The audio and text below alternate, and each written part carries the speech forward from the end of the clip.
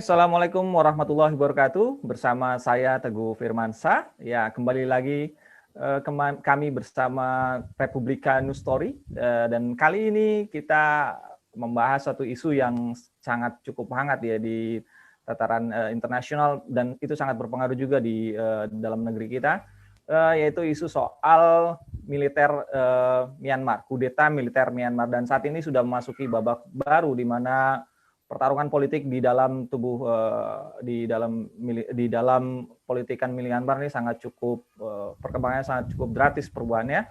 Sudah lebih dari 60 orang meninggal akibat demonstrasi perlawanan kelompok anti kudeta melawan kubu pro militer ya. Dan pada saat ini kita sudah bersama narasumber kita, Bang Ginting. Assalamualaikum Bang Ginting. Waalaikumsalam warahmatullahi wabarakatuh. Ya, sehat Bang? Alhamdulillah, sehat walafiat. Ya, beliau ini adalah wartawan senior Republika dan sangat cukup berpengalaman berbicara soal kondisi perpolitikan global. Bang Ginting, kita akan bicara soal Myanmar, Bang Ginting. Sebetulnya apa yang terjadi di Myanmar? Dan bagaimana peran militer selama ini sehingga bisa cukup berperan penting dalam perpolitikan di Myanmar, Bang?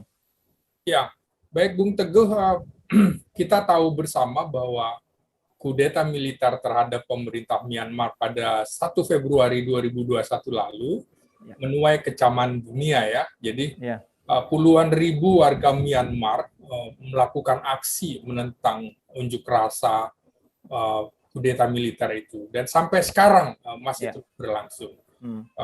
Puncaknya memang awal-awal bulan Februari, tanggal 7 Februari di kota Yang atau Rangon istilahnya, kota terbesar di Myanmar.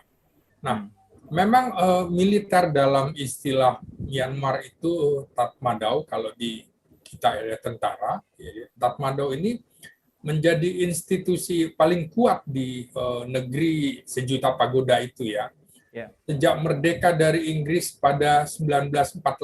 Nah, kalau kita bicara tentang Aung San Suu Kyi, tokoh sipil yang diandalkan untuk memimpin Myanmar, itu tidak bisa dilepaskan dari sosok ayahnya, Jenderal Aung San. Dia ini merupakan arsitek di balik kemerdekaan Burma, dulu namanya Burma. Burma ini adalah etnis terbesar di Myanmar. Kalau di kita ya Jawa begitu ya. Makanya dulu namanya Myanmar, berubah kemudian jadi dari Burma menjadi Myanmar. Nah, Jenderal Aung San ini yang mendirikan Tentara Nasional Myanmar, tentu saja berkat bantuan koloni Jepang pada awal 1940-an ketika Jepang menduduki Myanmar atau Burma. Namun sayang begitu, dia kemudian dibunuh pada tahun 1947. Nah, Tatmadaw ini kemudian menikmati warisan Jenderal Aung San, bahkan terus mendapatkan dukungan publik yang kuat sampai era 90-an bahkan 2000-an. Kenapa bisa terjadi? Karena militer dipandang sebagai pihak yang membebaskan negara itu dari penindasan kolonial. Jadi kira-kira mempunyai saham yang terbesar bagi negara Burma. Nah, sejak awal Tatmadaw ini menikmati kontrol yang tak terbatas dalam politik negara. Setelah periode semi-demokrasi yang singkat. Jadi dulu militer pimpinan Jenderal Ne Win ketika menguasai Myanmar melalui kudeta tahun 1962, itu luar biasa peristiwanya. Nah, namun setelah kudeta itu, militer melarang semua partai oposisi. Tidak ada itu yang namanya partai oposisi. Kemudian hampir sama di negara-negara di dunia lain, ketika militer melakukan kudeta, mereka menasionalisasi industri serta bisnis utama negara tersebut. Jadi Jenderal Ne Win inilah yang memperkenalkan jalan Burma menuju sosialisme. Nah, ini sebuah ideologi yang mengakibatkan kehancuran ekonomi Burma. bahkan nyaris mengisolasi Myanmar ini dari komunitas internasional, hampir sama dengan revolusi kebudayaan Cina ya, ketika menutup diri begitu ya. Jadi kalau Anda tadi katakan ada drama sekitar 60 orang sudah tewas pada demonstrasi menentang kudeta tahun ini atau Februari ini, itu sesungguhnya bukan yang terbesar, Bung Teguh. Karena pada tahun 1988, rakyat Myanmar dipimpin waktu itu oleh para aktivis mahasiswa juga melakukan protes yang sama, bahkan jauh lebih besar, menyoroti kekacauan tata kelola ekonomi oleh junta militer juga. Mereka menuntut reformasi dan demokrasi. Militer Myanmar menindak aksi demonstrasi itu secara brutal, bahkan menyebabkan sekitar 5.000 orang tewas. Jadi belum ada apa-apanya nih 60 orang tewas pada tahun ini. Nah, kita akhirnya mau tidak mau harus membahas tentang apa itu junta militer ya. Jadi usai aksi yang disebut sebagai pemberontakan 8888 itu, jadi ada 4 angka 8 itu, Jenderal Ne Win kemudian digulingkan. Nah, Myanmar kemudian dipimpin kembali oleh junta militer. Jadi militer digulingkan oleh militer. Jadi perang pengaruh gitu ya, dari militer ke militer. Namun militer juga akhirnya tidak dapat membungkam seruan demokrasi.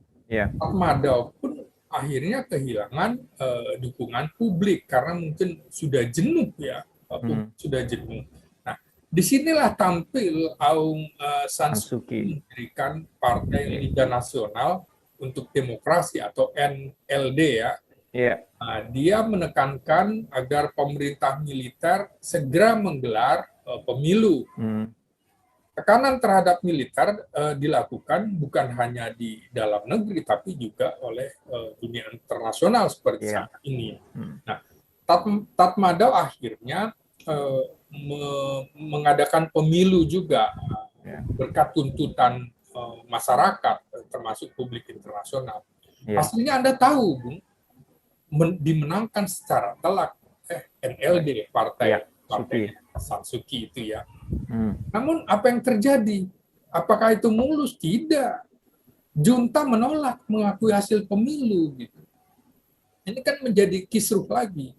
Kemudian menjebloskan Aung San Suu Kyi sebagai tahanan rumah. Nah, di situ lagi-lagi Tatmadaw berjanji mengadakan pemilu baru. Begitu terus kan? Jadi janji terus ya? Janji terus gitu ya. Juga akan menyerahkan kekuasaan kepada pemerintahan sipil. Tapi dengan catatan. Nah, catatan ini penting digarisbawahi, Bung Teguh. Iya. Ini setelah selesai menyusun konstitusi baru, apa yang terjadi? Selama 18 tahun ternyata tidak terlaksana gitu ya. Iya. Akhirnya kita tahu juga ada catatan pada tahun 2008 Tatmadaw menyusun konstitusi baru lagi dan kemudian menggelar referendum konstitusional. Ini luar biasa kan, sangat demokratis sekali kesannya. Tapi lagi-lagi faktanya kontroversial. Jadi tak ada lagi partisipasi kelompok oposisi. Nggak ada, pokoknya oposisi nggak ada lah. Jadi komunitas internasional juga mempertanyakan legitimasinya kembali. Ini gimana nih konstitusi? Kok bisa seperti ini? Nah, Tatmadaw kemudian menuntut mereka mendapat 1/4 kursi di parlemen. Diberi hak untuk memveto reformasi konstitusi. Jadi kuat ya 1/4 kursi di parlemen ya. Jadi konstitusi ini juga memberikan wewenang kepada Tatmadaw untuk mengontrol Kementerian Keamanan Utama. Ini penting bagi Tatmadaw. Posisi yang strategis ya. Ya, termasuk urusan pertahanan dan dalam negeri. Mengapa seperti itu? Nah, ini konstitusi buatan militer ini tentu menjadi kendala bagi Aung San Suu Kyi untuk kemudian menjadi bergerak. presiden. Nggak bisa dia menjadi presiden. Kenapa? Karena dalam konstitusi itu ada catatan nih. Ini catatan yang perlu juga masyarakat tahu bahwa Apa itu, Bang? konstitusinya melarang calon presiden yang memiliki pasangan hidup warga asing. Atau anak-anak asing. Iya. Isu nasionalisme ya jatuhnya ya. Iya. Nggak boleh kawin campur dengan warga asing. Padahal Suki ini kan memiliki 2 putra dari mendiang suaminya yang merupakan akademisi dari Inggris gitu kan. Jadi ini bukan warga pribumi campuran militer mengarai bahwa wah ini bisa jadi agen asing nih, jadi agen barat. Nggak ada cerita. Jadi konstitusi itulah yang membuat San Suu Kyi hanya bisa menduduki posisi kanselir atau apa ya istilahnya penasihat negara. Tapi dia termasuk orang di belakang layar NLD, Bang ya? Ya, betul. Jadi jabatan kanselir atau penasihat negara ini menempatkannya sebagai pemimpin Myanmar secara de facto saja, secara de jure belum. Betul. Namun jabatan ini memang lebih tinggi dari presiden baru ketika itu siapa? Tin Kiau ya, Tin Kiau. Nah, di bawah konstitusi itulah militer mempertahankan kendali atas pertambangan, minyak dan gas negara, luar biasa dominasinya. Nah, pengaruh memberi Tatmadaw memiliki kemerdekaan finansial penuh. Jadi kalau mau kaya raya di Myanmar itu jadi tentara. Kalau kita dulu ya, Bang. Kalau sekarang enggak. Kalau mau jadi wali kota, gubernur, presiden, jadilah tentara gitu kan. Iya. Sekaligus memungkinkan menolak seruan internasional serta domestik untuk reformasi selama bertahun-tahun. Itulah rejim non-demokratis. Gitu, Bung Teguh. Kalau bicara soal tadi bagaimana kuatnya Myanmar, apakah mereka berdiri sendiri atau mereka memiliki backing di belakangnya? Dalam ini kan kalau kita tahu pertarungan politik cukup kuat ya di tataran di ASEAN. Apakah ini ada dukungan Cina di balik militer Myanmar ini atau mereka memang berpatron ke Cina, Bang Ginting? Nah, sebelum membahas itu, saya katakan tadi itulah ciri rejim non-demokratis.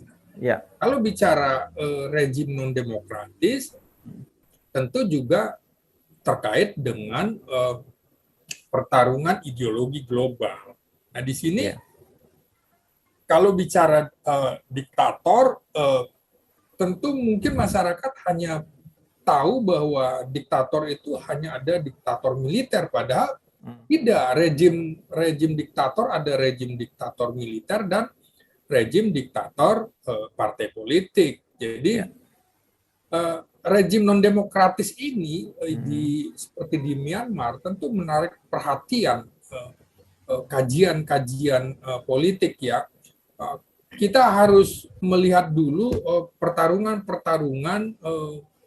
demokrasi ini, Bung Teguh. Pertama ada gelombang demokrasi yang terjadi pada 1970-an dan ini kehilangan momentum pada awal dekade 1990-an ya, dan mengakibatkan rejim non-demokratis ini penting tetap bertahan. Kedua, ada kebangkitan dari pemerintahan non-demokratis, baik dari level regional maupun global pada abad ke-21. Dan yang ketiga juga ada rejim-rejim non-demokratis yang memainkan peranan penting dalam sejarah dan perkembangan politik dan pemerintahan di dunia. Rejim non-demokratis misalnya dipimpin oleh ketua adat, kepala suku, monarki, bangsawan, kaisar, dan militer maupun partai tunggal. Nah ini penting nih, karena telah menjadi norma dalam sebagian besar sejarah manusia. Yang keempat, mungkin ada peran menonjol yang dimainkan oleh rejim non-demokratis sejak sejarah abad ke-21, tercermin misalnya dalam banyaknya perhatian yang diberikan kepada rejim-rejim itu. Nah, kalau kita menganalisis tentang totalitarianisme, otoritarianisme, negara satu partai, rejim militer, dan kekuasaan diktator personal, tentu telah memberikan kontribusi besar bagi perkembangan ilmu yang untuk kita kaji ya.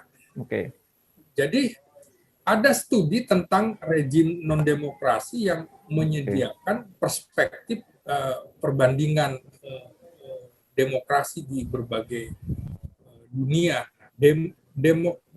Myanmar ini sedang dalam tahap menuju demokratisasi.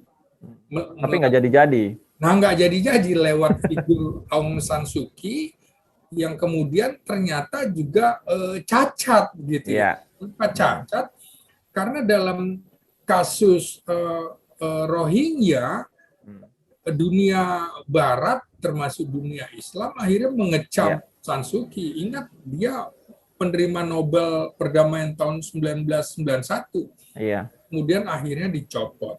Ternyata akhirnya ketika orang mau membela Suu Kyi ini, dia juga dianggap bukan tokoh demokrasi karena membiarkan pembantaian etnis gitu ya. Nah, negara Islam tidak mau mendukung, negara-negara Barat juga tidak mau mendukung. Ini jadi dilema bagi Myanmar. Nah, dilema inilah yang dimanfaatkan oleh militer Tatmadaw. Tapi bukankah Aung San Suu Kyi itu juga ada yang bilang mengatakan Suu Kyi itu serba salah. Ketika dia harus membela Rohingya, maka dia bisa dikudeta oleh militer. Apakah memang seperti itu atau memang Suu Kyi tidak memiliki sikap untuk membela Rohingya, Bang Ginting? Nah, kalau kita bicara latar demokrasi, antara lain adalah bicara tentang kebebasan persamaan. Kemudian ketika dia tidak mampu memberikan persamaan hak terhadap kaum minoritas, ini menjadi masalah sehingga tercoreng dari sisi sebagai tokoh demokrasi. Akhirnya militer juga merasa lu sama juga sama gua, bukan demokrasi juga. Sama. Kalau gitu kenapa juga harus dipimpin oleh orang cacat secara demokrasi atau istilahnya flawed demokrasi atau semi demokrasi ya. Jadi kita melihat jadi dalam bentuk klaim rejim yang memiliki komitmen demokrasi akhirnya cacat gitu ya. Walaupun ada plebiscit atau pemilu yang bisa diselenggarakan untuk menunjukkan dukungan rakyat bagi rejim-rejim tersebut. Kan tadi seperti saya katakan, setelah kudeta militer menawarkan plebiscit atau pemilu. Setelah kudeta plebiscit, tapi kemudian seperti itu ya, berulang kali ya. Berputar-putar, tapi konstitusinya dikunci. Nah, tadi Anda katakan soal persaingan global, memang ini tidak bisa dilepaskan dari persaingan global Amerika dengan Cina yang dimanfaatkan oleh Tatmadaw. Jadi mereka melihat bahwa Cina terutama melihat bahwa ini peluang, apalagi mereka sudah punya pangkalan di Myanmar. Jadi Cina tentu tidak bisa mengutuk begitu saja apa yang dilakukan oleh Tatmadaw dalam junta militer ini. Nah, di sini Amerika juga kesulitan karena Cina sudah masuk duluan. Jangan lupa di forum PBB kan Cina punya hak veto. Kalau kemudian bisa saja misalnya Joe Biden sekarang kan mengancam-ngancam juga ya. Jadi mungkin Myanmar belajar dari kasus Tiananmen. Ketika dunia mengutuk peristiwa Tiananmen, Cina masa bodoh. Ya, Dan sama seperti Hong Kong yang sekarang ini ya, Bang? iya, iya, ternyata kan sama, artinya tidak bergulir seperti yang diharapkan. Jadi demo hanya untuk demo, perubahan itu tidak terjadi. Jadi saya agak pesimistis kasus Myanmar ini bisa selesai dalam waktu seketika dan dunia internasional mampu mengintervensi karena jumlah korban eh, yang sekarang sekitar 60 orang tidak ada apa-apanya dibanding peristiwa 1988 itu yang sampai 5.000 korban tewas. Jadi militer memang sekarang mereka juga mencoba merampok dalam tanda petik dana-dana di perbankan. Ya. Polisi sebagian, ada sekitar 600 polisi ya, itu juga sudah membelot, tidak mau mendukung junta dan menyatu dengan rakyat. Tentu tidak menggunakan seragam polisi ya, pakai pakaian sipil. Apa yang dilakukan Barat dengan menerapkan sanksi sepertinya tidak digubris oleh Myanmar, Bang ya? Junta militer, Bang. Karena mungkin mereka masih merasa mendapat dukungan dari Cina. Apa seperti itu, Bang? Iya, saya pikir begitu, mereka merasa mendapatkan angin ya dari terutama dari pemerintah Cina, karena juru bicara Cina di PBB memang mengutuk, bukan mengutuk, yang meminta agar militer menahan diri, tapi kan tidak mengutuk gitu. Ya, betul. Di sisi lain diam saja Cina. Jadi ya begitulah, main dua kaki. Jadi Myanmar ini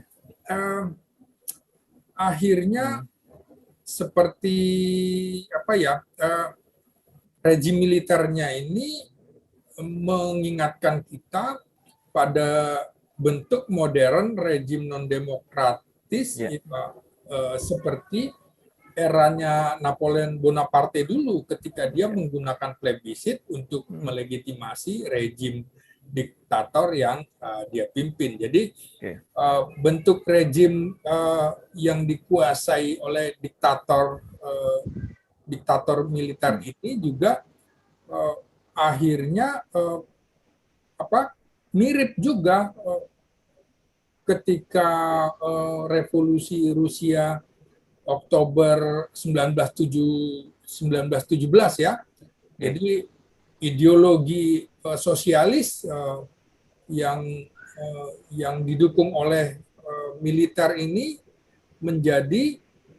menjadi satu-satunya partai. Jadi nanti militer seperti membuat partai gitu ya. Kalau dulu di era Orde Baru ya partainya kayak Golkar gitu kan. Jadi dia bermain di situ. Nah, jadi nanti bergeser dari rejim diktator militer menjadi rejim diktator partai politik, muter-muter aja begitu. Iya, muter balik Bang ya. Iya, jadi cuman ngasih janji-janji kepada masyarakat tapi balik lagi kan mereka juga. Nah, jadi, kalau bicara soal peran ASEAN nih Bang, ini bagaimana? Ini kan Cina sudah sangat kuat. Apakah peran ASEAN cukup signifikan dalam menyelesaikan konflik di Myanmar, termasuk Indonesia di dalamnya, Bang? Nah, saya jadi ingat pada KTT ASEAN 2007 di Filipina ya, kebetulan saya ikut meliput KTT ASEAN itu, dan yang menarik adalah ternyata Indonesia waktu itu cukup dipandang begitu ya untuk bisa mempengaruhi Myanmar, karena pemerintah Indonesia saat itu dipimpin oleh dipimpin oleh Susilo Bambang Yudhoyono yang background-nya juga militer. Nah, menarik memang pada saat itu 2007 militer Myanmar atau pemerintahan Myanmar ingin belajar tahapan demokrasi Di Indonesia. seperti di Indonesia gitu ya, 32 tahun dipimpin oleh militer sampai kemudian terbentuknya reformasi. Iya, iya, iya. Jadi militer boleh tampil menjadi presiden, tapi harus menjadi sipil dulu Iya, dan harus melalui partai politik dan ikut dalam pemilu. plebiscit. Nah, ASEAN Hmm. menurut saya kurang punya gigi dalam kasus di Myanmar. Ya, Kita sudah mengutuk misalnya hampir semua pimpinan ASEAN meminta warga negaranya di Myanmar ya, ditarik pulang. Kemudian juga salah satu tuntutan ASEAN itu adalah jangan coba-coba mencampuri urusan dalam negeri orang. negara-negara ASEAN. Nah, ya. Jadi nggak bisa juga kan merasa sederajat, paling hanya menyarankan, Mengimbau ya, mengingatkan, mengingatkan, mengingatkan. prihatin. Nah, gitu. Jadi Ya. sulit juga ya Hmm. intervensi, jangankan ASEAN. Nah, Ya, intervensi asing dan permainan kekuatan Amerika Cina untuk mencegah konsolidasi demokrasi di Myanmar juga ya. membuat negara itu ternyata sangat rentan terhadap kudeta militer. Jadi kudeta militer ini juga memanfaatkan konflik persaingan global Hmm. antara Amerika dan Keren. Cina di lingkar Asia Pasifik Ya. dengan alasan utamanya ya itu tadi. Jadi kudeta militer ini menunjukkan kekuatan melawan Amerika dan Ya. beberapa negara Barat lainnya. Ya. Misalnya, Ya. emang kalau gua nggak mau demokrasi, kenapa lo? Gitu kan? Emang lo Ya. bisa menjamin kesejahteraan negara gue kan kira-kira gitu ya. Di sisi lain, Nah, reaksi Gedung Putih terhadap kudeta ini juga lebih berkaitan dengan hilangnya posisi signifikan ya. Amerika daripada mengkhawatirkan Hmm. keadaan demokrasi dan hak asasi Hmm. manusia di Myanmar. Jadi Amerika merasa bahwa wah, gua kehilangan posisi yang Ya. signifikan. Tapi acuh begitu ya terhadap Ya. keadaan demokrasi dan hak asasi Ah, warga ah, Myanmar ya. Myanmar bilang, Abang bilang tadi pernah meliputi KTT dan SB bilang, pihak Myanmar bilang pada SB ingin belajar kepada Indonesia, tapi pada nyatanya tidak berhasil ya. Dalam hari ini mereka Iya, tidak iya, iya. menjalankan ini. Ini apa yang menyebabkan mereka tidak mau menyerahkan kekuasaan terhadap sipil, Bang? Sementara Indonesia tahun 98 kita ingat ketika itu secara bertahap militer mulai menyerahkan kekuasaannya kepada sipil. Apa yang membedakan Indonesia dengan Myanmar, Bang? Begini, banyak yang lupa bahwa Cina itu sudah menancapkan pengaruhnya di Myanmar dan Asia Pasifik secara umum ya. Jadi misalnya melalui pelabuhan yang dibangun di Myanmar, Cina mampu melewati Selat Malaka dan mengakses Samudra Hindia. Bayangkan dia mampu mengakses ke Indonesia juga kan? Disitulah dia mempertahankan pengaruhnya terhadap kekuatan lain dalam hal ini Amerika dan India, serta memungkinkan Cina menjadi pemain utama di kawasan Asia Pasifik yang lebih luas. Nah, Ya. etnis dan agama minoritas di Myanmar, terutama Muslim Rohingya, saya ulang lagi, Ya. digunakan oleh rejim militer, digunakan untuk menekan rejim militer dan Cina yang dapat menyebabkan eskalasi kebijakan penindasan yang dilakukan oleh warga yang anti terhadap kudeta. Nah, jadi persaingan strategis antara Amerika dan Cina di Asia Pasifik ini juga penting dalam konteks mengkaji Myanmar sebagai kunci untuk memahami kudeta militer itu. Nah, Myanmar adalah bagian penting dari ambisi global Cina karena lokasinya yang tentu lebih dekat ke Cina ya. Nah, jadi saya memperkirakan akan lebih banyak lagi pertumpahan darah dan kekacauan di Myanmar akibat dari kudeta militer ini. Nah, kan sebenarnya hanya tinggal satu langkah waktu itu ya, ketika Tatmadaw mengumumkan keadaan darurat hanya beberapa jam sebelum menahan pemimpin de facto ya si Suki itu dan anggota senior lainnya partai berkuasa Liga Nasional untuk Demokrasi. Nah, ini sebenarnya tinggal pengumuman aja, tapi disabot ya, hanya beberapa jam gitu kan, mencuri dukungan. Kudeta beberapa jam sebelum sesi pertama parlemen baru negeri itu menjadwalkan untuk bersidang menyusul pemilu November kemarin, 2020 lalu kan, di mana NLD lagi-lagi memperoleh keuntungan besar. Jadi militer mengklaim, nah ini kan bedanya nih, militer mengklaim kudeta itu dilakukan karena kecurangan pemilu dalam jajak pendapat yang dianggap mengakibatkan dominasi NLD di parlemen. Jadi kecurangan pemilu. Nah, kan beda dengan Indonesia. Pemerintahan Jenderal Soeharto turun kan begitu. Turun kemudian dipimpin oleh Wakil Presiden Habibie yang sipil yang memang mendapatkan pendidikan demokrasi Barat di Jerman. Habibie kan tidak beda dengan yang lain, dia tidak mau mempertahankan kekuasaannya. Bayangkan pemilu 97 ini kan hasil pemilu 97 Indonesia ini, Soeharto dan Habibie. Harusnya kan pemilunya adalah 2002 kan? Tapi tahun 1999 Habibie mau melakukan pemilu yang demokratis, bahkan paling demokratis, bahkan hampir setara dengan pemilu pertama tahun 1955.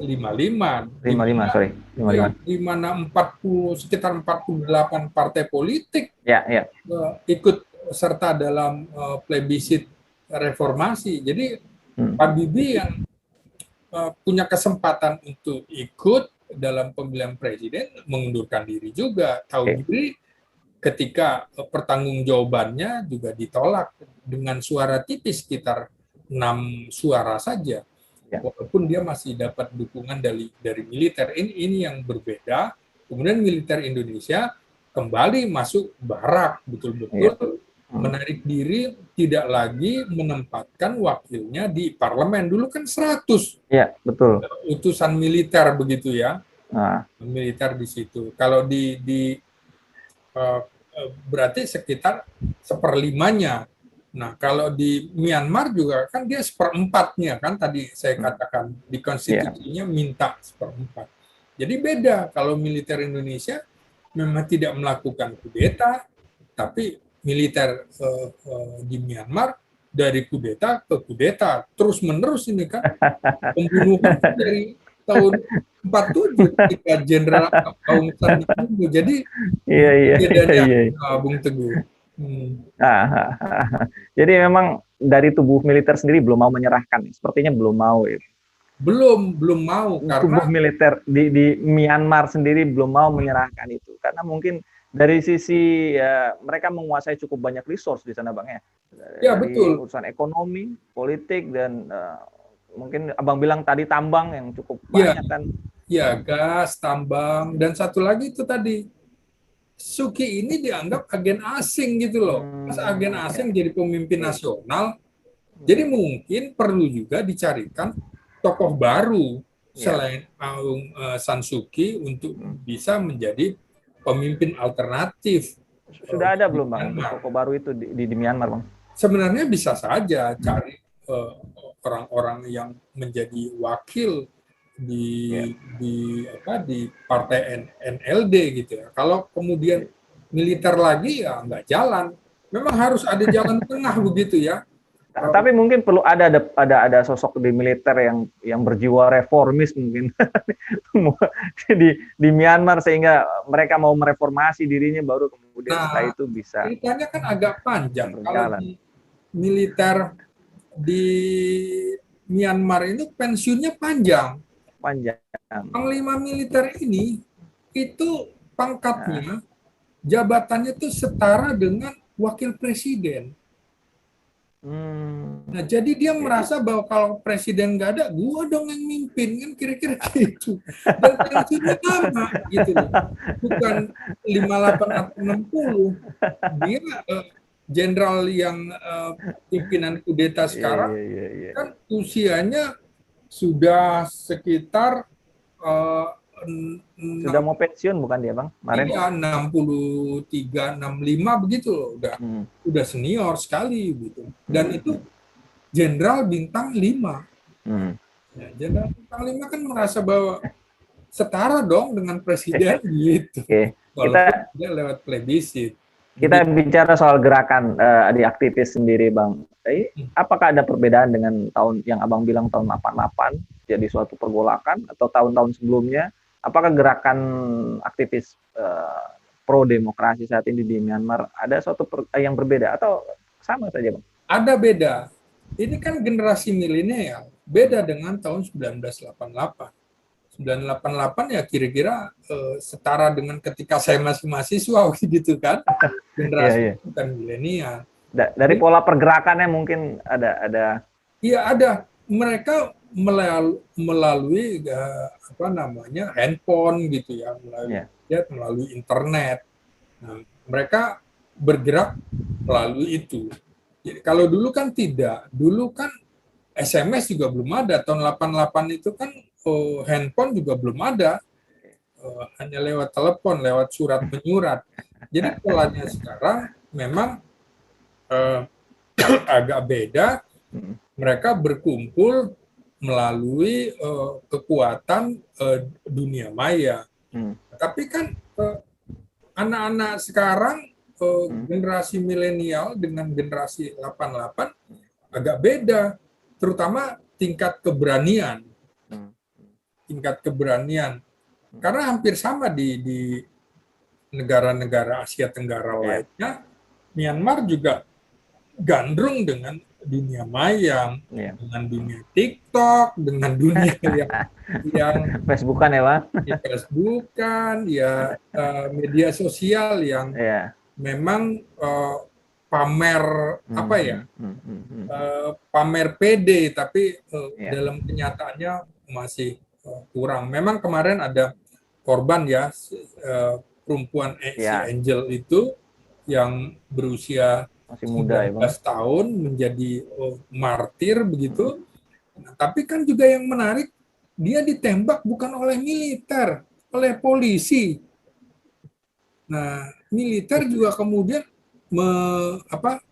karena ini difigurkan oleh dunia internasional, dunia maya, militer juga berkelit bahwa yang bunuh bukan militer, itu polisi gitu kan. Kalau polisi itu mereka takut dengan militer, Bang? Oh iya, jelas. Di mana-mana kan polisi bisa dibilang tugasnya bidang keamanan, kalau militer pertahanan. Jadi urutannya kira-kira di bawah Angkatan Darat, Laut, Udara begitu ya. Makanya ini juga mereka merasa posisinya dilematis. Belum pernah ada cerita polisi di Myanmar itu berjaya seperti polisi di misalnya di Filipina atau di Thailand atau di Indonesia. Beda sekali. Jadi militer masih sangat dominan. Nah, jadi saya melihat bahwa peristiwa kemarin dengan ditembaknya Angel akan menyurutkan mahasiswa atau kalangan milenial untuk bertarung dengan militer dan polisi di lapangan. Mungkin mereka akan coba melawan melalui media sosial. Tapi kan media sosial juga akhirnya Ya. dikuasai militer. Nah, Ya. kemudian berkat tekanan internasional pula TV-TV militer di YouTube Ya. misalnya diblokir oleh YouTube. Bentuk perlawanan internasional seperti itu. Nanti militer atau kondisi Myanmar seperti era sebelum maraknya media sosial lagi. Jadi komunikasi juga dikuasai terbatas oleh militer. Jadi ini seperti kembali ke titik nol. Prihatin. Dejavu ya, Bang? Iya, Dejavu yang berulang-ulang. iya, begitu terus. Nah, ini memang harus ada jalan tengah yang mungkin mereka harus bisa menyelesaikan sendiri.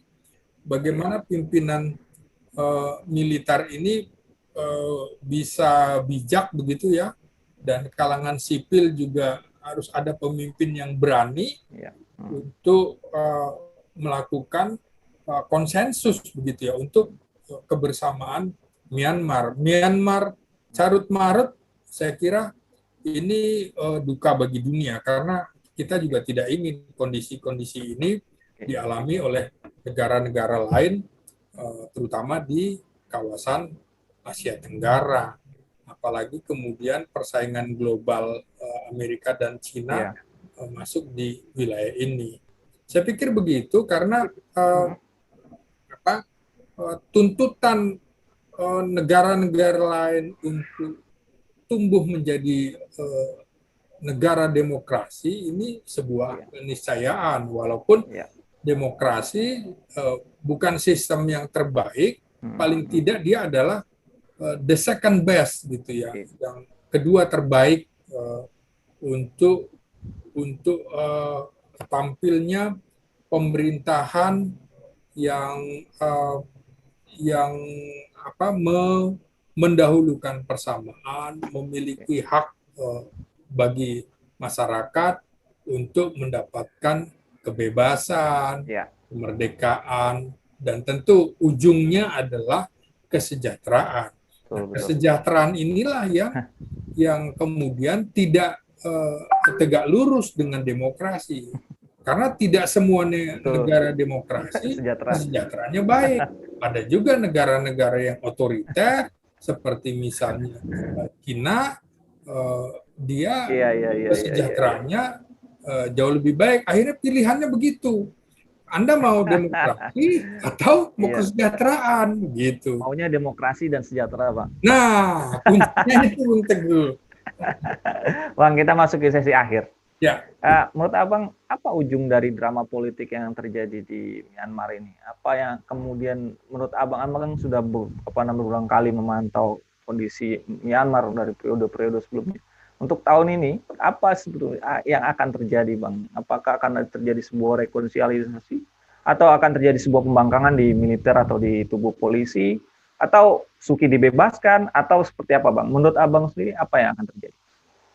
Jadi soal harapan ya, soal harapan buat Myanmar, tentu semua juga sama ya,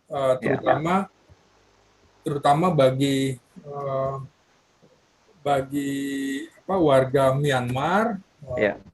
Kudeta ini jangan kemudian menjadikan ladang pembantaian.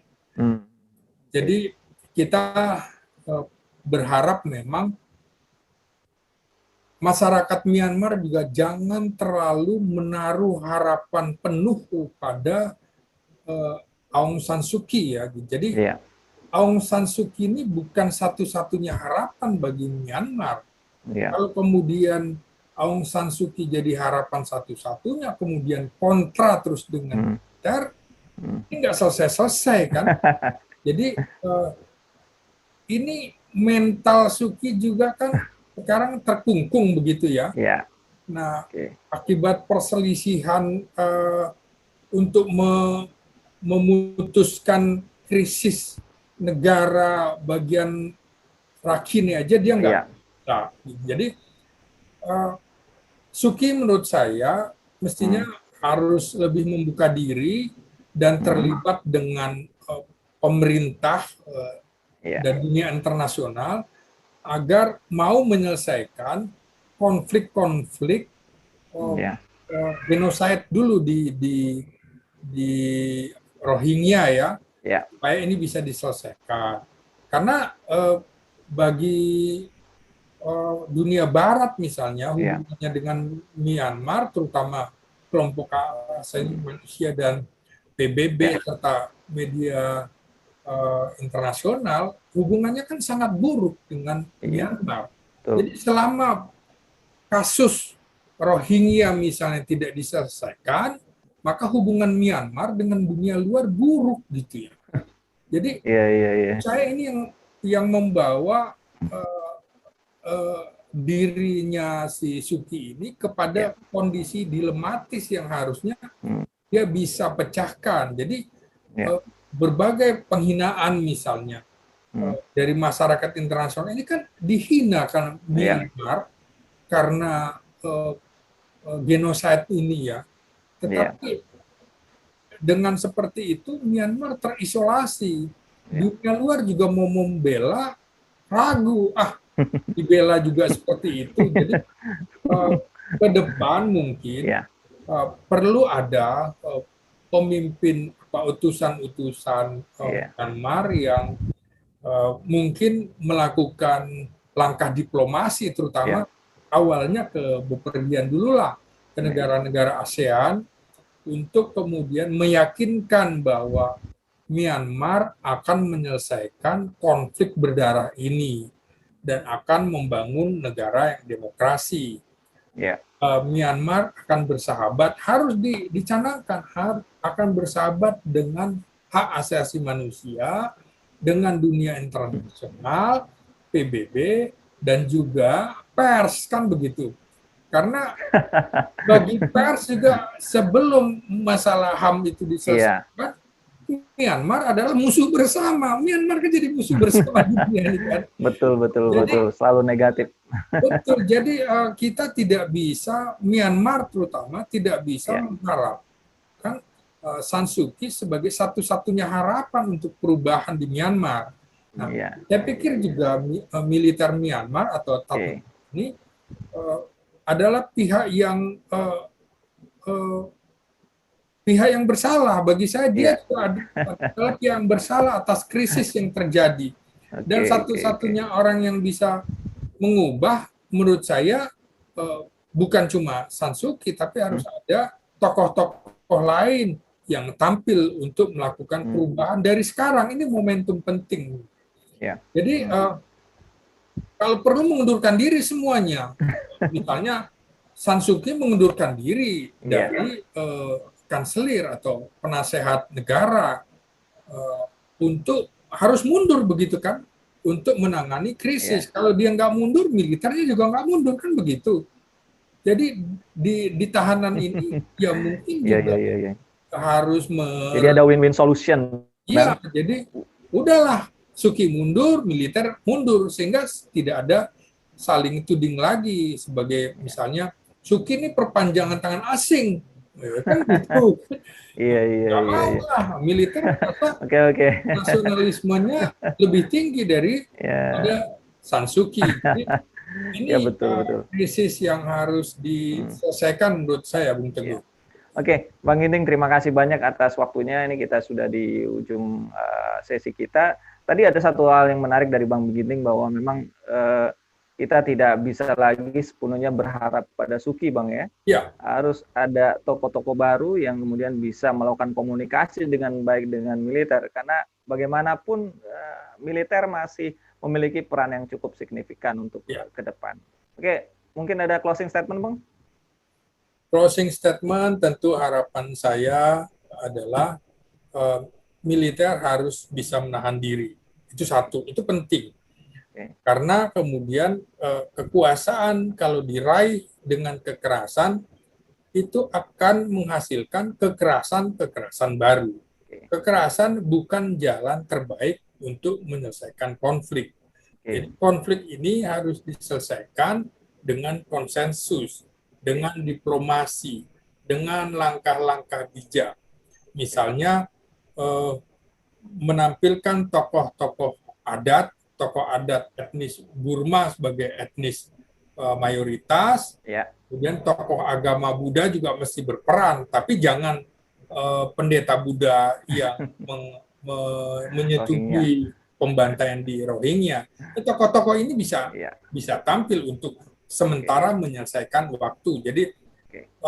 Suki menahan diri, militer Ya. menahan diri, biarlah tokoh agama, Ya. tokoh adat, tokoh masyarakat, dan kaum akademisi bisa tampil Ya. untuk menyelesaikan. Jadi semacam presidium bagi kepresidenan di Myanmar. Saya pikir itu harapannya, Bung Teguh. Oke, Terima ide kasih. yang sangat menarik dan saran yang bagus dari Bang Ginting.